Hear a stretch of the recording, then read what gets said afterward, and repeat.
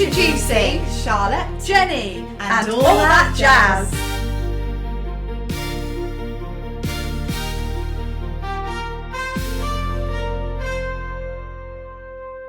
Hey everyone! Hello. Welcome back to another episode of And All That Jazz. I'm Charlotte and this is Jenny. And we are very glad that you're back joining us this week. So, yeah, busy weeks. We've both had really busy weeks. We have. So tell us about yours, Jenny. What have you been up to? What's been centre stage with you? Yeah, I've just been going from one thing to the next over the last 2 weeks, which I love. I'm thriving on it. I love being busy. So I'm not complaining at all. But you know that feeling when you're running down a hill and like you're going so fast that you're going to fall over at some point. You know you're going to stack it, but all you can do is keep running. I've got that feeling at the moment. That's how I feel. No, I just need to get through the next week, and then I've got a few days or a couple of weeks where things are looking a bit quieter, so I can breathe again. How has everything gone though? Like, how did filming go? Because you've done some filming, haven't you, this week? Well, last week was the Panto Awards. On Sunday. That was at the Wycombe Swan in High Wycombe.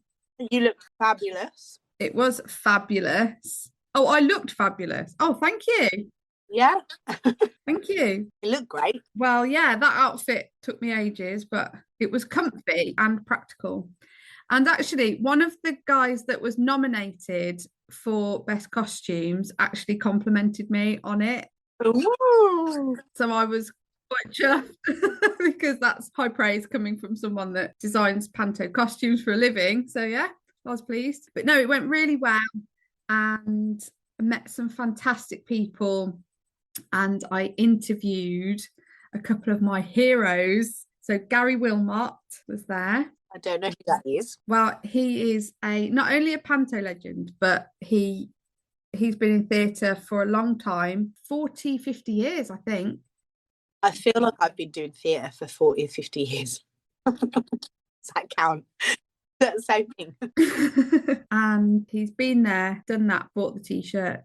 He's done it all. He won Best Direction, and he's also writing, well, he writes plays as well. So he's been writing a play. So I asked him about that. So that was an interesting one. And Brian Conley as well. I mentioned him last week. He's a comedian. His famous catchphrase was, "It's a puppet." Again, he's done a lot of theatre. I saw him in Barnum.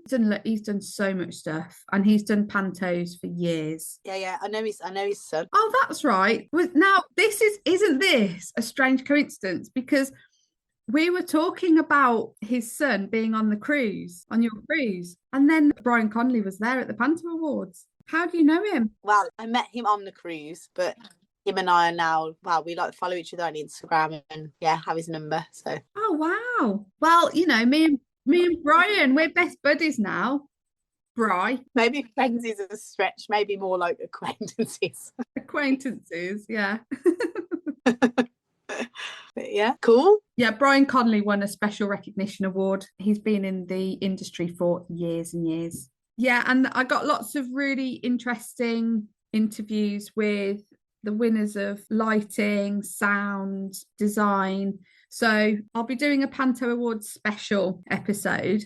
So look out for that, everybody. But I was there on behalf of the Pantomime Chat Show podcast, which is a new podcast. So all the interviews will be on that shortly, very soon. So they are on Instagram, and I think the podcast will be out on YouTube as well. It's a visual podcast as well. It's not just audio. So I think they're putting it out on YouTube. Cool. Yeah, I did see their post for it today on Instagram, actually. And you were in the post. Yeah, they've posted my interview with Jeevan Brach, who won Best Newcomer. So, talking of podcasts and that type of thing, breaking news, Backstage Radio has now got an app, and it's available for iPhones, and the Android version is coming soon. So if you're enjoying Backstage Radio, you can now download the app and you're away. There's games on it and all sorts of stuff. Cool. I need to do that, actually. It's on my to-do list. It's literally just available today, so you can be one of the first to access it. Exciting. Yeah. So how was filming? So yeah, then I did the short film yesterday. It was okay. I it was a really unusual situation in that obviously I'm used to presenting, but the part I was playing was a TV host, but it was scripted. So usually as a presenter, you're either reading from an auto cue or it's very conversational and very natural and, flows as a conversation. Whereas this was presenting but scripted. So I had to remember all the lines and present at the same time. And also, it was very showbiz. I had my own hair and makeup lady. Wow. So I had my makeup done. She was, keeping my hair straight in between scenes. No way. Fanning me in between scenes to keep me cool from the lights, powdering my nose in between scenes. Look at you, fancy. Fetching me water. I was quite embarrassed actually, because being stage management, it's usually me doing that sort of thing for other people. So to be on the other side of it was quite unnerving. I mean, I loved it. I was like, yes, I can get used to this. But no, it was a bit of a juxtaposition for me. Yeah, I can see that. But it's cool though. Like, what a great experience. You rarely get that on short films. Yeah, and it was really well organised. Shout out to Genevieve Lowe and Shane Grant from Something Quirky Productions, because they were super organised, and we were filming it's called Curzon Street Studios in Birmingham. It's part of Birmingham University. And it was amazing. They built a TV studio within a studio. Oh, cool. Yeah, and it had screens and a big desk, everything. It was really professionally done. So we were filming there in the morning, and then they were actually moving on to a second location after that, and then a third location after that. So they were doing 3 locations in one day, and they hit their time targets. Well, we actually finished early.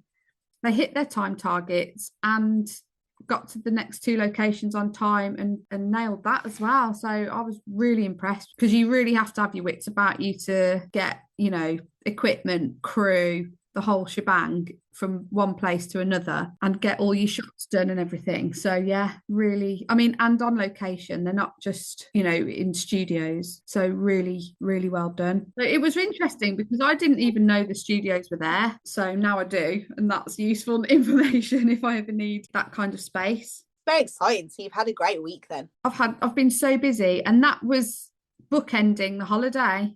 So I had the Panto Awards on the Sunday, went to Wales on Monday through to Sunday, and then Monday filming the short film. So yeah, it was full on. And how was your holiday? Was brilliant. Couldn't ask for better weather. Literally sunbathing on the beach, got a tan, ice creams left, right, and centre. No Welsh cakes though. Can you believe it? What? I love Welsh cakes. Couldn't find any. You've been in Wales this week, haven't you? Yes, I have. I was like, what day am I on? What week is it? Where am I? Who am I? What am I doing on this planet? I have been in Wales, yeah. So my best mate is doing a show in Cardiff at the Sherman, and he's written it and he's performing in it. It's a follow-on from his first show, The Makings of a Monster. And this one's called Forgiveness of a Monster. So if you're in Cardiff, you should 100% go watch it. It's from the 18th to the 23rd of May. I'm not ashamed of the plug. But yeah, no, I went and sat in on his rehearsals. He was kind enough to let me sit in. And I know the director, Tonya, she is a local brummie, which is great. Right. And also Arain Johnson, who I think I've talked about before, who's just recently released a book. But he's doing all of the music, and he's also kind of performing in the show. So I also got to see him as well, which was really cool. And the music sounds awesome. Like, it sounds so cool. So I think it's going to be a good show. I'm very excited to go and see it. But yeah, it was just so nice being in a creative environment, in a creative space, and just soaking up all of the, you sometimes forget what it's like being in a rehearsal room when you haven't been in one for so long. So it was nice to just kind of sit there and bask in it without having any pressure on me. Like I was literally just sitting there having a great time. Just enjoying it. Yeah, yeah. So where are you today? Today I am at the Birmingham Repertory Theatre. I've just started on another contract, which is to be a scenic artist for Sweeney Todd. Oh, that's coming up. But tonight is press night for Midsummer Night's Dream, isn't it? You excited? Press night. It is, yeah.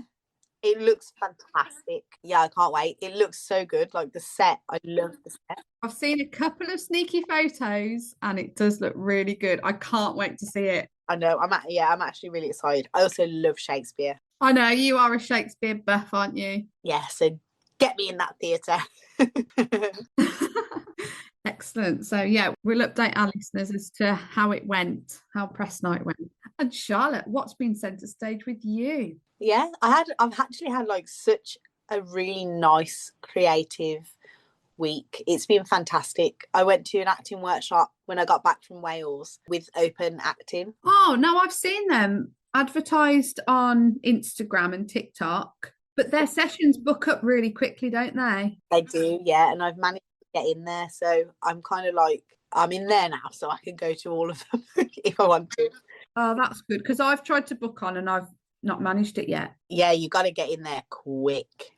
Like they do literally sell out because they're trying to keep the sessions kind of small so that they've got enough time to work with everybody, because the idea is that they send you the play, then they send you a script, like a scene from that play, and then you learn it and go in and you kind of get up and just perform the scene, and you just basically it's just like being in the rehearsal room, to be honest. It's really good, and you just get to perform that scene like over and over and over again, and they draw out different things in you, and Yeah, workshop it. yeah, and then like as a collective you give feedback on what you've just watched, and it's actually really good. Like for me, it's really good because I think I said before, I'm not very good at giving like feedback on a scene, like because I need to sit with something for like half an hour. Like I need to watch it, then sit with it for half an hour, and then give my feedback later in a written letter. Give me 3 to 5 working days on that. So so it was actually really nice. It's good practice because I think it's important to be able to give each other feedback and notes and stuff, and take on those notes as well. Yeah, I think you're right, because giving feedback to other people and receiving feedback also helps you kindly analyze your own performance, doesn't it? And kindly critique yourself. Yeah, 100%. It's really good practice. So I really enjoyed that. And then I just performed some Shakespeare outdoors with Tread the Boards for Shakespeare's birth. Oh, now I did see you sent me the videos of this. Brilliant. So Charlotte actually got up in, if you know Stratford upon Avon, just outside the theatre, there's sort of a plaza, would you say? Right on the river. It's like a little amphitheatre. Yeah, little amphitheatre. And she got up there and you did a piece from Romeo and Juliet, didn't you? In a Scouse accent. Yeah, I did. I did it twice throughout the 2 hours. The first time I just did it in an ordinary accent. And then the second time I was just like, it was a new crowd. And I just thought, do you know what?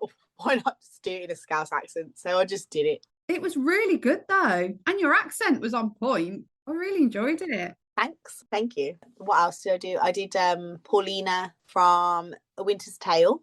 I don't know A Winter's Tale as well. Oh, it's so good. It's one of my faves.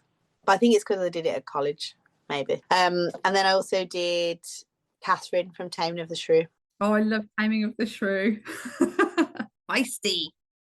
It's very poignant right now, I feel. So I did that as well. Well, that's the thing about Shakespeare. He wasn't just of his time, he was of all time. Exactly. You took the words right out of my mouth. So how is it going at the RSC? Great. I am having a really good time. I was there Sunday, Monday.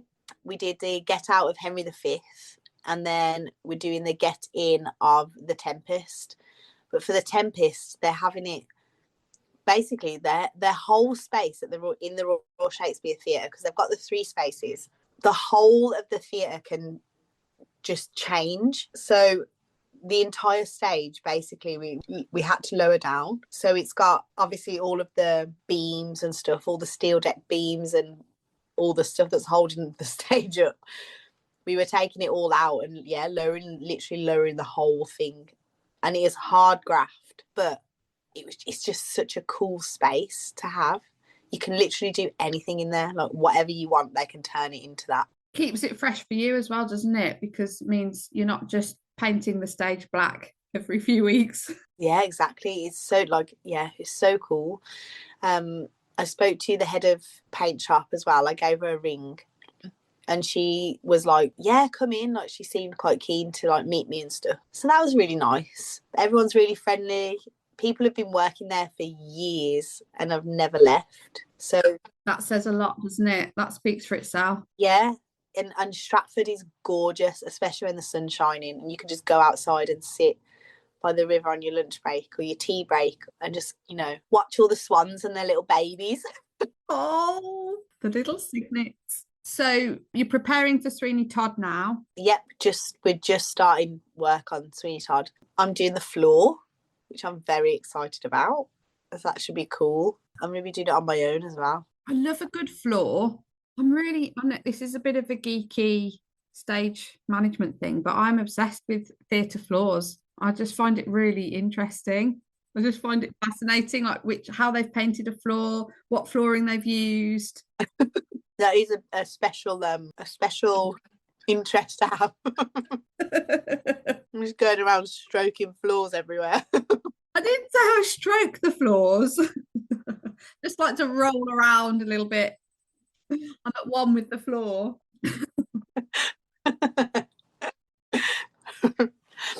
You're like this. I smell oak. Ice cream and lollipops, children.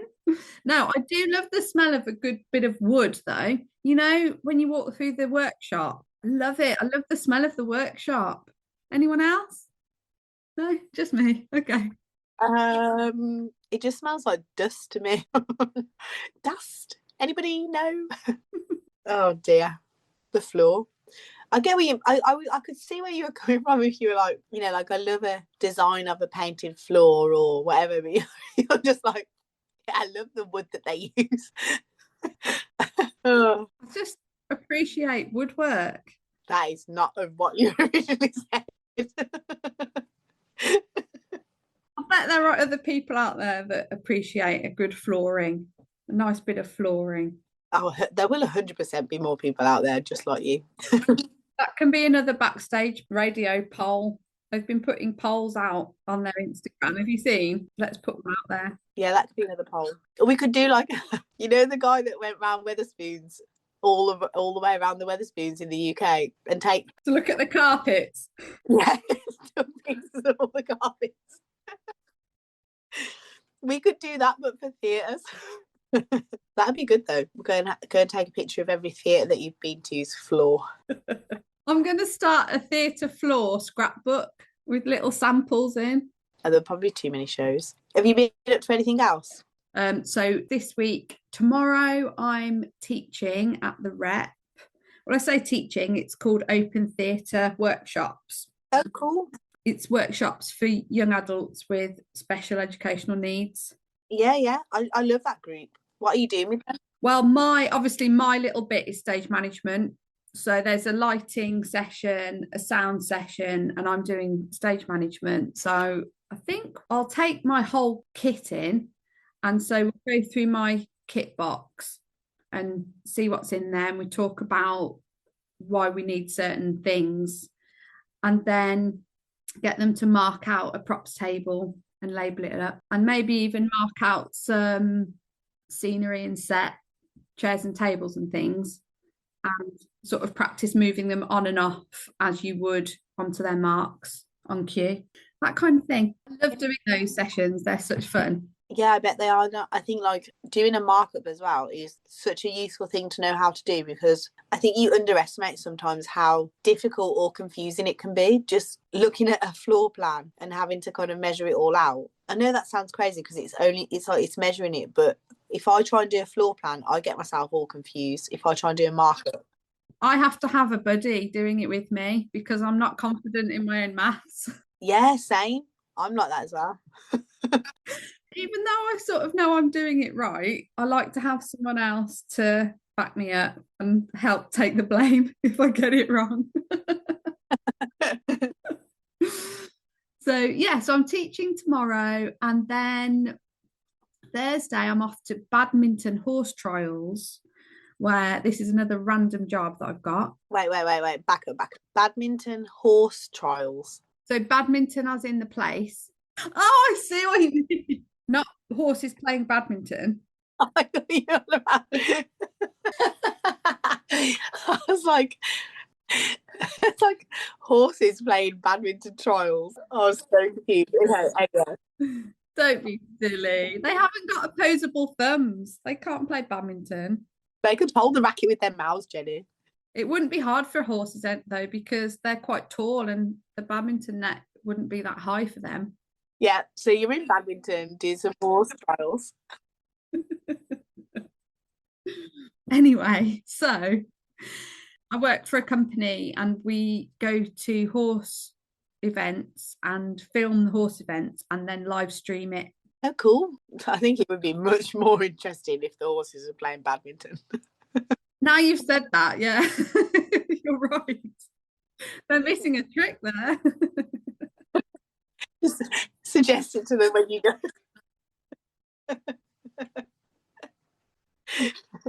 Now that sounds cool. So I'll be down in badminton for the weekend, and then I've got a little break. How about you? Nice. Well deserved rest. I'm Sweeney Todding all the way into June. So on that note, we'll head off into the sunset and reconvene next week. What have we learned this week? Oh, what have we learned?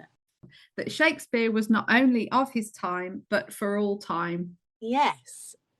And we should strive to be that ourselves, I think. Alrighty. Well, I hope you have a brilliant week. Yeah, you too. I'll see you at press night. See you at press night. Join us next time for more on theatre, television, and all that jazz.